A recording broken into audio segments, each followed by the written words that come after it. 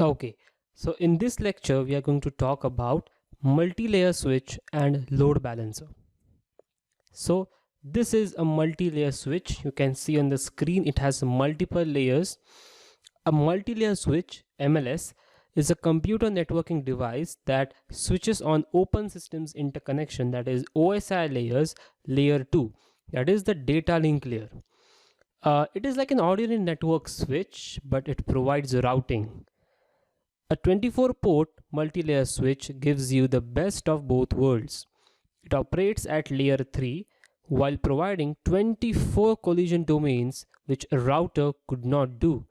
24 collision domains, which means 24 different ports and 24 different domains, so that there can be minimal or less collision avoidance. Now, the major difference between the packet switching operation of a router and that of a layer 3 or a multi-layer switch lies in the physical implementation. In routers, packet switching takes place using a microprocessor, whereas layer 3 switch handles this by using application specific integrated circuit, that is ASIC hardware. On the screen there is a picture of layer 3 switch. You can see that they look like layer 2 switches, but they are multi-layers, and the major difference lies in the hardware inside of the multi-layer switch and the operating system.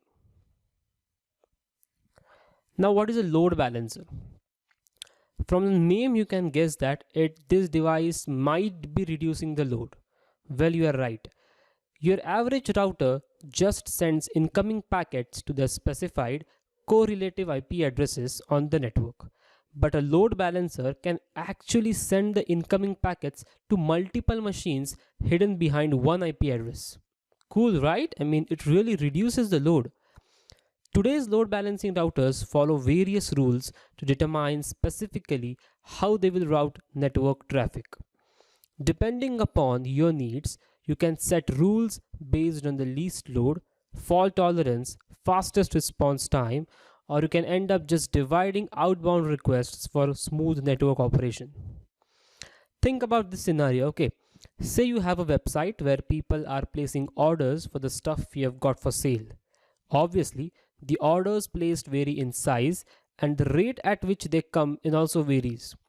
You definitely wouldn't want your servers becoming so overloaded that they hose up and crash your site, causing you to lose a hell lot of money.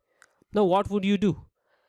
That's where the load balancing of the traffic comes into picture. Because even if one of the servers freezes, your customers will still be able to access your site and place orders. That is why in today's world, sites like Google, Amazon, Apple, or IBM, there are a hell lot of examples which actually use load balancers because they have a lot of visitors coming from all over the globe. Just imagine Amazon, how it might be handling the requests that are coming throughout the globe, right? With the help of load balancer. You got it right. In the next lecture, we are going to talk about the DNS server, which is one of the most important topics in computer networking.